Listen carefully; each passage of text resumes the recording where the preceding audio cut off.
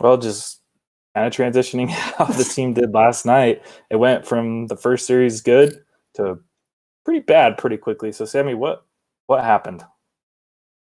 Okay, so my bad is the Utah secondary. And it's not like they were bad the whole time. Okay, when they were playing in zone, they looked really good, and they looked good.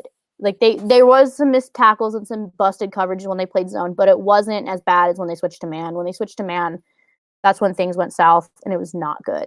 I will give them props. It did look like it was their first game, but it wasn't as bad as I thought it was going to be. They get bonus points for me because no USC wide receiver finished the day with over 100 yards. So that's good on them. Good on this young Utah secondary for that. Clark had some good moments. Sione Fotu had that huge pass breakup inside like the red zone that only led to a field goal. Mm-hmm. He's gonna be a star at Utah. He is going to be a star. And that was like my biggest issue last night was just like we knew there was going to be some issues with the secondary, but it wasn't as bad as we thought it was going to be, is what I will say. Yeah, I mean, the first half I was impressed with the run defense. I think we only allowed like 39 yards in the first half. That broke up a little bit into the second half. But yeah, I mean, the secondary played pretty much to my expectation, and they weren't good.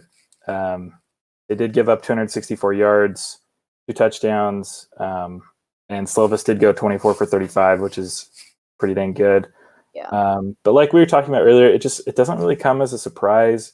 The defense lost 9 starters. They lost Julian Blackman, Jalen Johnson, solid defenders, and they also lost some of their pass rushers in Bradley and I and Francis Bernard. So when you don't have guys that are getting into the backfield, that are pressuring the quarterback, that are making him roll out and make a rash decision, and then you also don't have those guys that are not going to let anything over their heads, it's a weird feeling, Sammy. It really is to go from weird. last year's team where every time the defense stepped out there, I was like, this is going to be fine. We're good. I'm not worried. We're getting the ball right back. And obviously that wasn't always true, but they were fantastic, and I never worried about giving up big plays. Teams last year really had to earn it against the Utah defense. And it's just not the case. But again, like we talked about, it comes from the reload. It comes from the roster turnover. And I will say they are looking good for the future. There will be, especially with some of the recruits that we've signed on and stuff, the future looks bright, but this year it's going to be a struggle.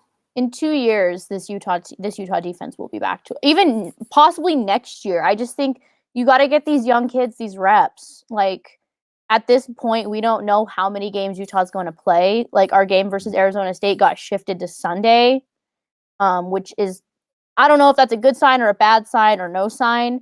But at the same time, you want to get as many reps into these kids as possible. And as much as it sucked that we started the season versus USC, I think it's really good because they got a taste of what the Pac-12 is like on day one, right off the bat. And like we've said, like USC has probably the most talented wide receiver core in the conference. You're lining up against like huge, like giant wide receivers and fast ones at that. Like Witt said in his presser that like sometimes they were oversized. Like there was weird matchups between your corner and your wide receiver because of height difference and size difference and stuff like that. And I think really good that they like. I hated that we played USC first because I was like, oh god, I have a feeling this isn't going to end well. But at the end of the day, it's team fun. That's what everyone on Utah Twitter says. It's team fun. This is what this year is going to be for us. It's just team fun. Getting these kids these reps, getting this experience, and just getting ready for next season at this point.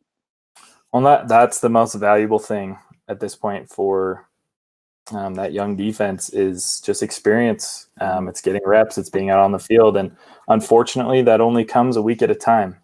And unfortunately, this season, they might only get 3 or 4 experiences if we're lucky. And so it's making the most of it. And as a fan or supporter, whatever you may be, it's recognizing that. It's realizing we're not going to be going back to the Pac-12 championship game this year. We're not going to be running it back as Pac-12 South champions, and that's okay. There's a time in a season for everything. You're not going to win every year, but like I touched on earlier, give this team time to bounce back. You can't expect to lose as many starters as we did, as many players as we did to the NFL, and then to run it back and to be like, oh yeah, we're just as good.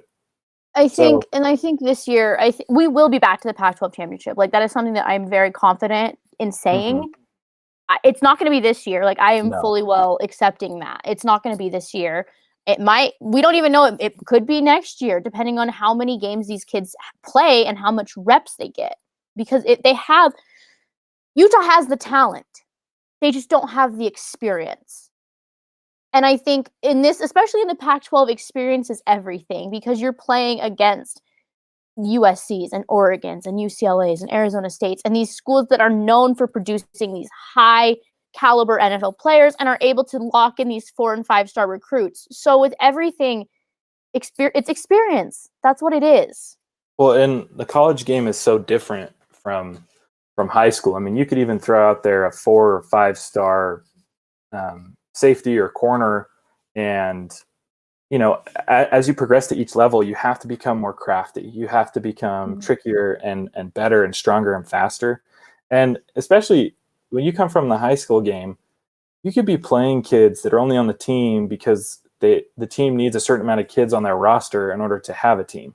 Whereas USC, or you could be playing kids who just want to play with their friends. Right. And, their wide receiver is 5'6" and weighs $125.